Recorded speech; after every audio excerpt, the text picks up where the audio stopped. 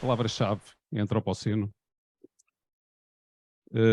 Eu hoje, quando comecei de manhã, achei que não ia ser apedrejado. Normalmente eu sou sempre apedrejado quando estou a falar sobre estas coisas, mas depois de o colega ter falado, sou obrigado outra vez a colocar a minha posição, embora não seja sobre isso. Eu acho que a aposta política que se fez nos últimos anos no turismo foi a pior escolha possível para o perfil de especialização da nossa estrutura produtiva. Ou seja, aquele slide com aqueles benefícios todos tem que ter um slide com todos os custos associados àquilo que o turismo está a fazer pelo perfil da estrutura produtiva portuguesa, que não absorve a segunda pior mão de obra qualificada da Europa. Pronto. Ora bem, depois podemos falar disso, aliás, porque esse é o tema que normalmente me convidam para falar, porque eu tenho uma posição completamente diferente sobre turismo, está publicada, está escrita, aliás, está na bibliografia depois para quem quiser ler. Eu queria começar por agradecer ao professor José Francisco, ao Sérgio Leandro, que encontrou o meu nome num link, a toda a restante organização e, sem esquecer, a componente logística. Ora bem, quem participa no último painel tem vantagens e tem desvantagens.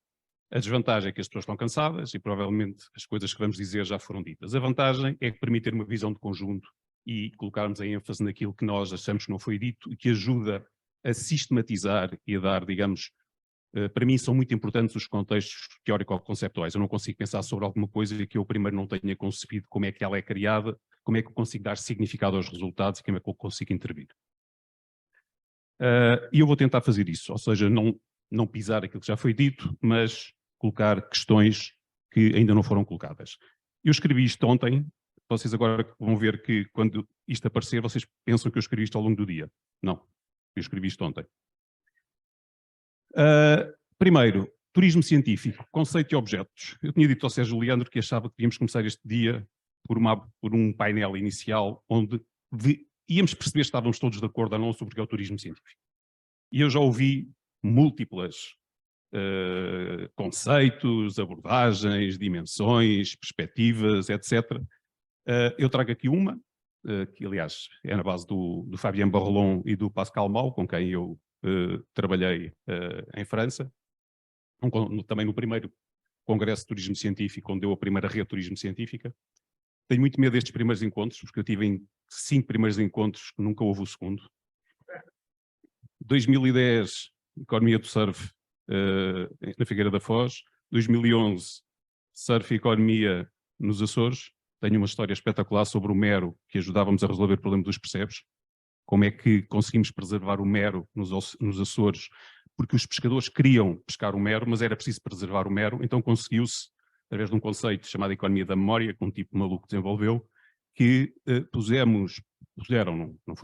puseram, digamos, as pessoas a fazer mergulho ao mero, enquanto distribuíam o rendimento pelos pescadores, e os pescadores faziam a economia da memória, transferindo, digamos, as suas memórias, conhecimento tácito que não é transferível em termos codificados aos visitantes. E resolveu-se um problema, que não sei como é que está, sei que está aqui um colega dos Açores, não sei como é que está isto, mas em 2010 isto estava a ser feito. A minha primeira questão, turismo científico, conceitos e objeto.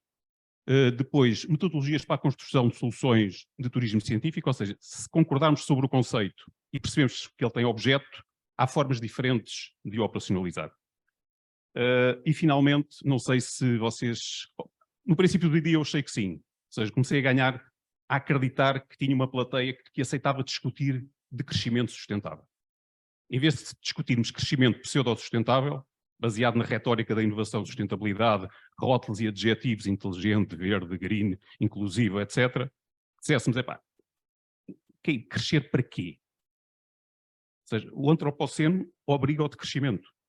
É impossível satisfazermos necessidades infinitas, potencialmente infinitas, num planeta finito com recursos finitos. É uma impossibilidade teórica. Ou vamos decrescer à bruta, ou preparamos para o decrescimento sustentável. E o decrescimento pode começar a muitos sítios. Veremos se teremos coragem de atacar este problema ou não, hoje. Ou seja, eu irei do simples para o complexo, do 1 para o 3, do individual para o coletivo, do curto prazo para o longo prazo, do conjuntural para o estrutural e do conhecido para o desconhecido. E não há certezas. A partir do momento que saímos do conhecido, entramos no desconhecido e aí precisamos de um esforço coletivo. Ora bem, que é o turismo científico? Ora bem, o princípio é que tem que suporta é que os indivíduos deslocam-se com o objetivo de fazer investigação científica, nas suas mais diversas manifestações. Ou seja, se nós tivermos a dimensão científica forte e fraca e tivermos a mobilização pessoal forte e fraca, nós temos 4 dimensões. Isso foi testado para a Gulbenkian, quando falavam há um bocadinho se nós tínhamos massa crítica para desenvolver turismo científico nas Berlengas. Na Gulbenkian começou por um desafio sobre a Casa de Estúdio Carlos Relvas, percebeu-se que não havia massa crítica, e o que é que fizemos? Juntámos Saramago, Paulo do Buco e Lobo, que encaixa em cada uma destas 4 que nem uma luva, e a Festa do Cavalo. E depois mudou a Câmara Municipal e começou tudo de zero. Agora estamos a tentar fazer estimação através do turismo arqueológico e paleontológico. Ainda não mudou a Câmara. Mas também comecei a fazer isto com o surf, com o José Correia aqui, e depois mudou a Câmara. Ou seja, e nestas 4 dimensões, nós não temos uma, não temos 2, não temos 3, temos pelo menos 9. E cabe à unidade territorial capaz de promover, e já vamos ver o que é a unidade territorial capaz de promover ações de turismo científico, compreender, face aos seus recursos, à capacidade de mobilizar os meios, às suas estratégias, à sua capacidade de mobilização, em que dimensões é que quer desenvolver, quer e pode. Uma coisa é aquilo que nós deveríamos, outra coisa é aquilo que nós podíamos, outra coisa é aquilo que nós fazemos. São coisas completamente distintas. E nós temos, digamos, destas articulações, temos pelo menos 9 tipologias, 9 modos de turismo científico. Não vos vou falar agora disto, depois no final, se quiserem, eu falo disto. São experiências que temos aplicado como complementares. O Glamping Knowledge é uma solução baseada em economia circular que pega resíduos sólidos urbanos e transforma-os, através desses princípios, em algo de útil para a comunidade, nomeadamente da ciência e do conhecimento. Ou seja, é pegar em barcos, é pegar em comboios, é pegar em algo que está abandonado pelo país inteiro e criar moldes interligados que servem, aliás, se esta ideia tivesse sido proposta fora de Portugal, era capa da Wired, não tenho dúvida nenhuma. E depois os banhos de floresta e outras dimensões, desenvolvido em 1985 no Japão, e que se tornou, digamos, e que em Portugal já tem nuances muito interessantes. Ora bem, a segunda dimensão, metodologias para a construção de turismo científico. Como é que nós podemos operacionalizar este conceito? Mais uma vez, do mais simples para o complexo, do conhecido para o desconhecido, de forma tradicional. E a forma tradicional parte daquilo que o turismo tem de comum com as outras atividades económicas. Ou seja, o turismo não existe enquanto indústria, nós não sabemos o que é o turista, sabemos que o turismo é um mosaico com uma integração territorial num determinado momento, num conjunto de atividades partilhadas. Restauração, hotelaria, transporte, sistema de saúde, sistema de educação, etc, etc, etc. A própria conta satélite do turismo é pouco de feitiçaria. X% do restaurante vai para ali, X% do museu vai para aquele outro. Ou seja, em que os atores principais são as empresas, as políticas públicas nacionais ou setoriais são essencialmente um enquadramento normativo e um conjunto de gavetas onde os atores, juntando-se em determinados objetivos, vão buscar dinheiro. Ou seja, há ali dinheiro naquelas gavetas, temos que ir lá buscar o dinheiro. E o território e as comunidades são um espaço-objeto. Ou seja, há uma abordagem top-down, digamos, ao desenvolvimento económico dos territórios. Isto é a visão tradicional. E nós podemos desenvolver produtos de turismo científico naquelas 9 ou outras 18 dimensões que sejamos capazes de identificar, através desta visão chamada tradicional. Não vai funcionar. Não vai funcionar. E podemos adotar uma outra abordagem, e este, digamos, é o coração da minha apresentação, que são as singularidades territoriais. Ora bem, se eu vos perguntar qual é a característica que diferencia do turismo de todas as outras atividades económicas, alguém é capaz de me dizer? Sugerir? Qual é a característica que diferencia, não é que é semelhante, o turismo é semelhante às outras atividades económicas num conjunto brutal. Por isso é que não há inovação em turismo. O turismo é um free rider, ou seja, há um paper sobre as 100 inovações em turismo que começa no passaporte, que vai até ao Viagra e que vai até... Quer dizer, eu pergunto desde a invenção da democracia e da roda, em que é que o turismo não beneficiou?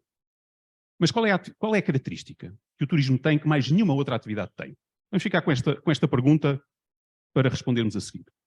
Então, vamos valorizar o turismo no que tem de mais específico relativamente às outras atividades e, a partir dela, construir esta ideia de singularidade territorial. E É fundamental para a singularidade territorial definirmos bem o que é território e o que é que são processos de desenvolvimento económico. Não vou perder muito tempo com isto. Território são 3 camadas sobrepostas, um espaço geográfico, um espaço de atores e as suas relações, e um espaço, um órgão de poder, uma circunscrição política ou administrativa. Isto é um território. E é um território específico. Territórios que não tenham estas 3 características não são territórios do ponto de vista da intervenção económica, onde nós podemos ter elementos diferenciadores. Os processos de desenvolvimento económico nós podemos olhar como um misto de competitividade e de coesão. A competitividade é um misto de atratividade e conectividade, e a coesão é um misto de proximidade e de acesso. E eles precisam de estar interligados a estas 4 dimensões. Eu moro em frente a um centro de saúde, muito próximo, mas não tenho médico de família. Não tenho acesso. Ora bem, todas as dinâmicas económicas resultam de uma tensão entre recursos e processos. Se eu articular processos com recursos, eu obtenho dinâmicas económicas. Ora bem, mas os recursos não são todos iguais. Ou seja, há recursos mais apropriados para determinados desenvolvimentos. Isso é um conceito que é o conceito de recurso perfeito. Se eu vos perguntar quais são as características que consegue associar um recurso perfeito, facilmente chegamos lá. Ele é escasso em termos globais, é um do recurso, ele tem efeitos multiplicadores, diretos, indiretos e induzidos, tem um enraizamento territorial, ou seja, é difícil de imitar, é difícil de deslocalizar, tem aspectos identitários. A 6ª característica é que a utilização obriga à preservação, temos aqui o critério da sustentabilidade ambiental, e o último é que existe uma procura global. Quer dizer que a primeira coisa que devemos fazer é caracterizar os recursos da nossa região relativamente aos quais nós queremos utilizar para intervir. E a seguir os processos também não são todos iguais. E surge aqui o conceito de coerência territorial, ou seja, os recursos devem ter coerência territorial, em que territorial vem do conceito de território que eu acabei de identificar. E tem 3 dimensões. Modelos de governância, ou seja, atores, modos de articulação, estratégias, meios e fins, bases de conhecimento e modos de aprendizagem associados, aquilo que há pouco um colega falava de ser um living lab das berlengas, de termos algo onde se faça investigação, onde exista bases de conhecimento e modos de aprendizagem. Não é possível que o recurso, por mais perfeito ou menos perfeito, possa ser utilizado sem bases de conhecimento e modos de aprendizagem associados, e finalmente tem que estar articulado com a estrutura económica regional. Quer dizer que se nós tivermos recursos perfeitos com coerência territorial e a produção for eminentemente, com I, endógena, nós temos uma singularidade económica. Mas falta-nos aqui a dimensão que é aquilo que separa o turismo das outras atividades, que é a única atividade que tem que ser consumida e produzida no mesmo ponto de espaço. Nós podemos pegar num carro na Alemanha e trazê-lo para Portugal, posso pegar numa pizza e levá-la para casa. O turismo é produzido e consumido no mesmo ponto de espaço. E se nós tivermos recursos perfeitos, com coerência territorial, uma produção territorializada e com consumo e produção no mesmo ponto de espaço, ou seja, a ubiquidade económica, nós temos uma singularidade territorial. E esta singularidade territorial é uma aspiração coletiva que os territórios querem levar a cabo e que é uma construção incerta. Ou seja, nem os recursos são perfeitos, eles tanto podem ganhar perfeição como perder perfeição, nem os processos são coerentes.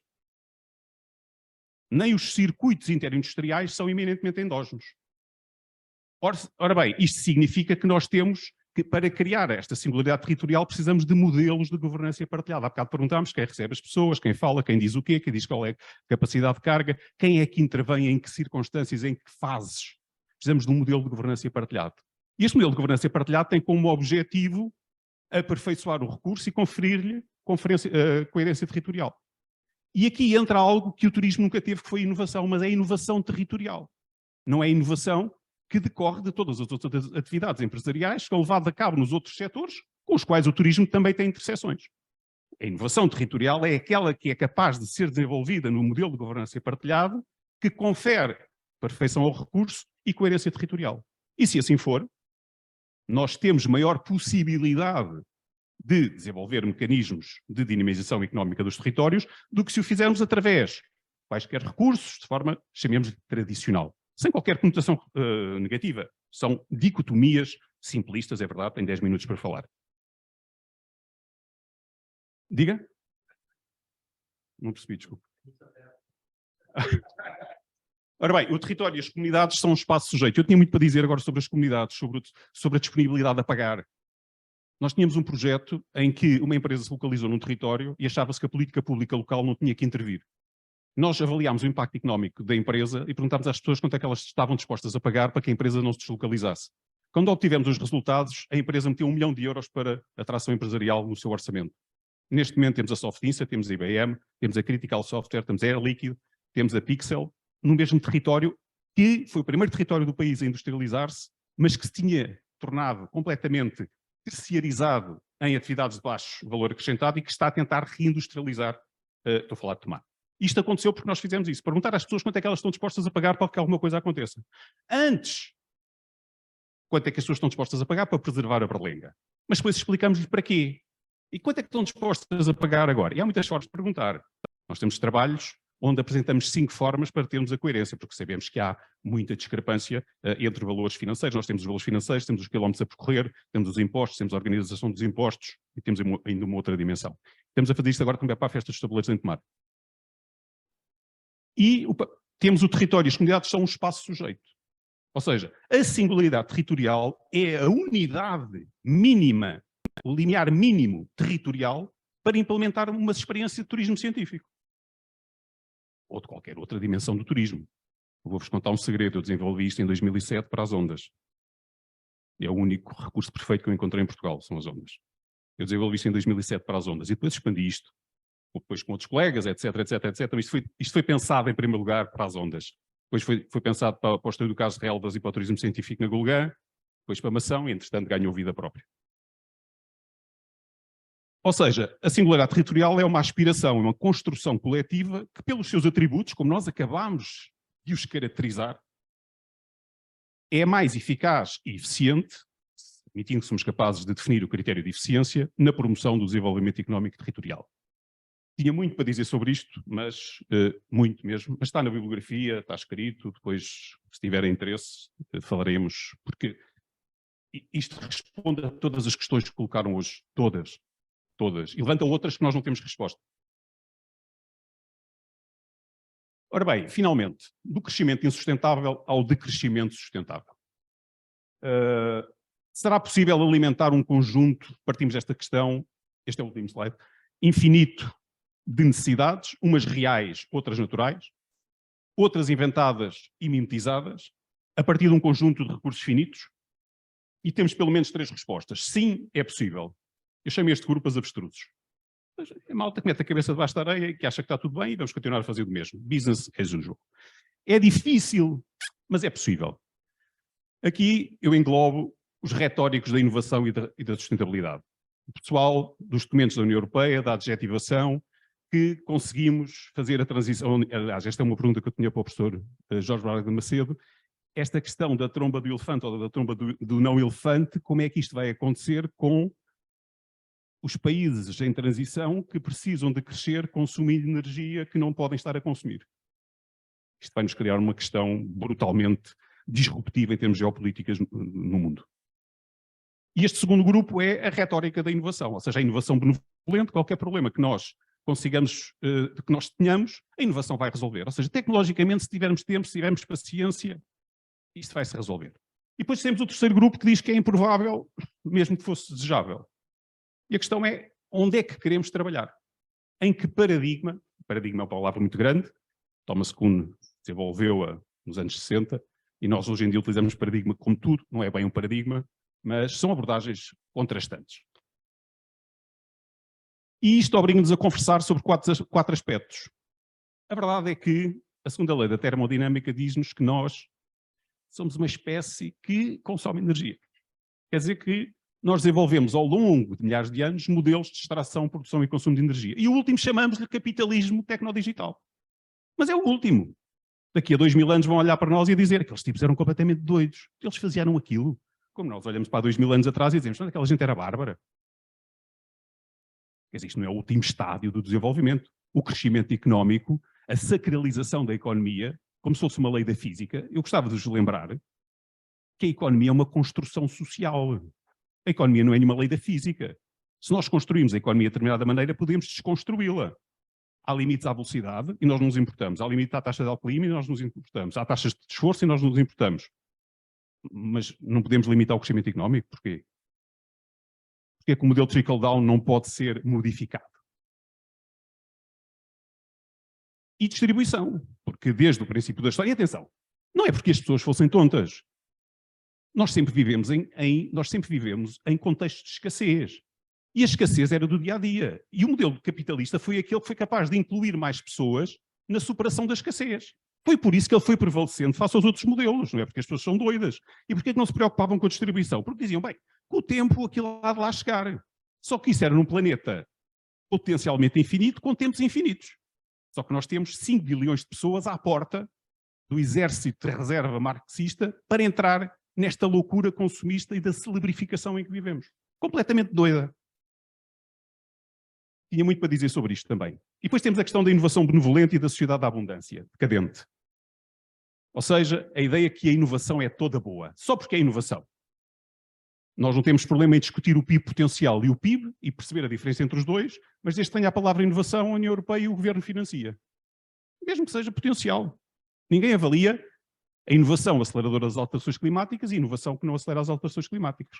A inovação associada à diminuição das desigualdades de rendimento ou a inovação que é simplesmente dobrar um telemóvel novo. A inovação agora é que o telemóvel dobra.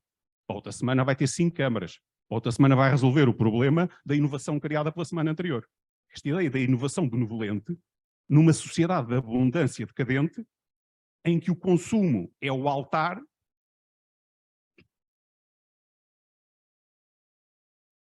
a terceira questão é os desejos miméticos de René Girard e uma concepção moderna de sucesso. A verdade é que, satisfeitos as necessidades básicas, o ser humano não sabe o que é que quer. Não sabe. Aprendemos por imitação, respondemos a estímulos. Tudo o resto é conversa. Ou seja, satisfeitas as necessidades básicas, nós não sabemos o que é que queremos. E o que é que nós queremos? O que o nosso vizinho quer. E antigamente o nosso vizinho estava na nossa rua, e nós queríamos um carro igual ao dele, a casa igual à dele, uma mulher igual à dele a um homem, 2, etc., 3 filhos, não sei o que, as escolas. Hoje está ao sabor de um clique por todo o mundo, completamente disruptivo na cabeça de pessoas que acham que o conhecimento está na internet ou no ChatGPT. E a concepção moderna de sucesso, a celebrificação, ou seja, o crescimento económico é a dopamina do cérebro social atual. É preciso perceber isto. Finalmente, queremos um decrescimento descontrolado ou assumido e planeado. Em síntese, turismo científico. Concordamos com o conceito, melhoramos o conceito. Temos que colocar um conceito em cima da mesa. Tem objeto ou não tem objeto? Não tem objeto, o que é que temos que acrescentar para que tenha objeto? Se somos capazes de o desenvolver segundo uma singularidade territorial ou não? Se não somos, é uma escolha. Se queremos fazê-lo, existe uma metodologia. Temos o antropoceno como restrição. E a questão é se aceitamos o antropoceno, ou seja, já não é uma mera hipótese científica. Claro que não somos os únicos e o antropoceno não são apenas as alterações climáticas. Há aqui muitos biólogos, eu sou economista, por isso percebem muito mais disto do que eu. Tem a ver com a biodiversidade, tem a ver com muitas alterações, não tem apenas a ver com questões climáticas e nós não somos os únicos com impacto nas alterações climáticas. Nós entramos, temos que aceitar ou não discutir se queremos turismo científico, através da singularidade territorial, dentro de uma lógica de crescimento sustentável, e depois tenho mais conceitos que eu gostaria de discutir convosco, não temos tempo. Antifragilidade, fui roubar ao Taleb, eu quero substituir a resiliência é voltar onde estávamos, onde estávamos pode ser mau, eu quero beneficiar com a desordem, quero ser capaz, mas precisamos de mecanismos, então temos que desenvolver os mecanismos de antifragilidade, nomeadamente não a pessoal, mas a territorial, e uma delas é a exaptação precisamente do biólogo, como é que se chama? Stephen Jay Gould, que depois foi aplicada na inovação pelo Johnson e pode ser, com benefícios, acho eu, usada para termos soluções territoriais antifrágeis dentro do conceito de crescimento sustentável. Obrigado.